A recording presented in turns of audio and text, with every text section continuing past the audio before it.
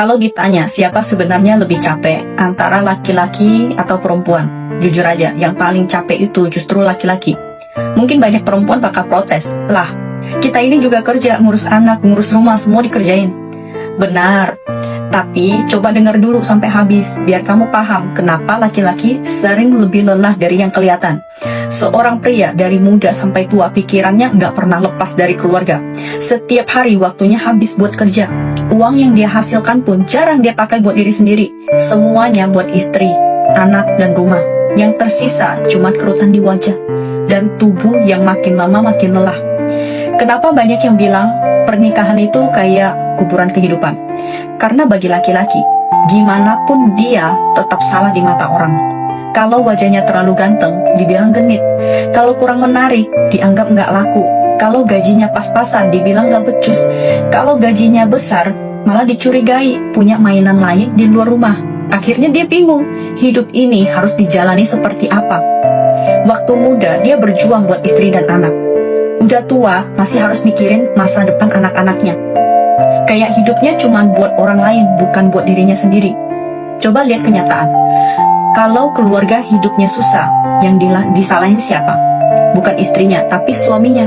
Kurang usaha, nggak punya kemampuan, nggak tanggung jawab. Padahal dia mungkin udah jungkir balik tiap hari.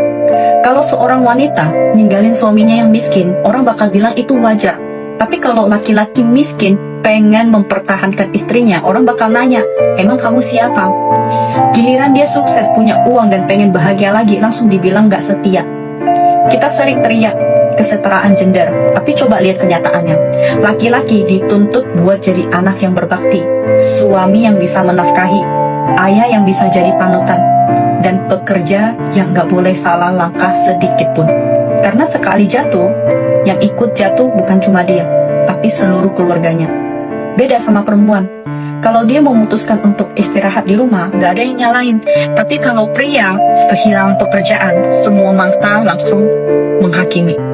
Makanya banyak pria sekarang pulang kerja bukan langsung ke rumah, mereka duduk dulu di kendaraan, merokok, diam.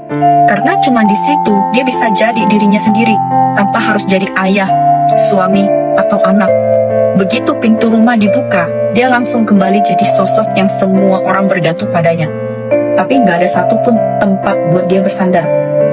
Jadi buat para istri, kurangin sedikit keluhan, tambah sedikit pengertian. Dia mungkin nggak selalu romantis, tapi dia capek bukan karena nggak cinta, melainkan karena terlalu banyak menanggung semuanya sendirian. Berilah dia sedikit perhatian dan dukungan. Jangan sampai orang yang diam-diam berjuang untuk kamu akhirnya mati rasa dan berhenti peduli.